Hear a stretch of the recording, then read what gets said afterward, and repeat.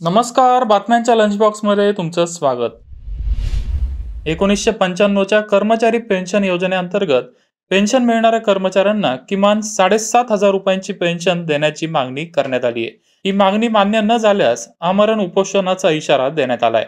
देशभरात सुमारे 50,000हून अधिक निवृत्त कर्मचारी या उपोषणात सहभागी होणार असल्याची माहिती पेन्शनधारकांनी दिली आहे. EPS 95 योजनेअंतर्गत पेन्शनधारकांना सध्या किमान 1,000 रुपये पेन्शन मिळते. भारतात जवळपास 78 लाख पेन्शन धारक आहेत.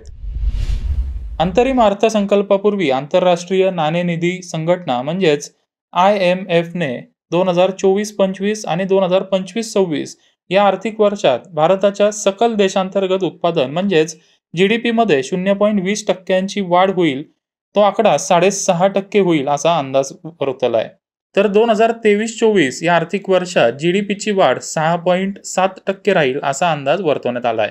मात्र भारताच्या अर्थ मंत्रालयाने पुढील वर्षात भारताचा GDP हा 7% राहणार असल्याचं नुकतंच नमूद केलं होतं. गुरुवारी 1 फेब्रुवारी रोजी अंतरिम अर्थसंकल्प सादर होणार आहे. त्यापूर्वी सरकारने मोबाईल उद्योगाला मोठी भेट दिली आहे. सरकारने मोबाईलच्या सुट्ट्या भागावरील आयात शुल्क 15% वरून 10% केलंय. आयात शुल्क कमी केल्याने मोबाईल फोन स्वस्त होणार आहेत. रिलायन्स जिओने 2G आणि 3G नेटवर्क सेवा बंद करण्याची मागणी केली आहे. जिओचे सर्वच ग्राहक आता 4G आणि 5G सेवेचा वापर करतात. 2G आणि 3G सेवा देण्यासाठी वेगळ्या यंत्रणेचा वापर करावा लागतो. तसेच इतर पायाभूत सुविधाही पुरवाव्या लागतात. त्यामुळे त्यांच्या खर्चात वाढ होते. 2G आणि 3G सेवेचा वापर कमी झाल्याने त्या सेवा बंद केल्यास खर्चात बचत होईल आणि 5G सेवेचा विस्तार लवकर होईल असं जिओने म्हटलंय. अयोध्येला जाणाऱ्या भाविकांसाठी अत्यंत आनंदाची बातमी. येत्या गुरुवारपासून म्हणजेच 1 फेब्रुवारीपासून मुंबई ते अयोध्या विमानसेवा चालू होणार आहे.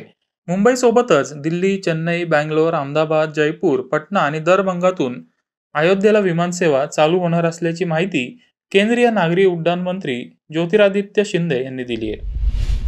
केंद्र आणि राज्यातील कृषी आणि ग्रामीण विकास बँका आणि सहकारी संस्था निबंधक कार्यालयाचे संगणकीकरण करण्याची घोषणा केंद्रीय सहकार मंत्री अमित शहा यांनी केली आहे. संगणकीकरणासाठी 225 कोटी रुपयांचा खर्च होणार आहे. डिजिटायझेशनमुळे सहकारी संस्थांच्या कार्यक्षमतेमध्ये, पारदर्शकतेमध्ये आणि उत्तरदायित्वात सुधारणा होणार आहे. बातम्यांच्या लंच बॉक्समध्ये आता वेळ झाली आहे थांबायची. तुम्ही पाहत राहा मनी 9 मराठी.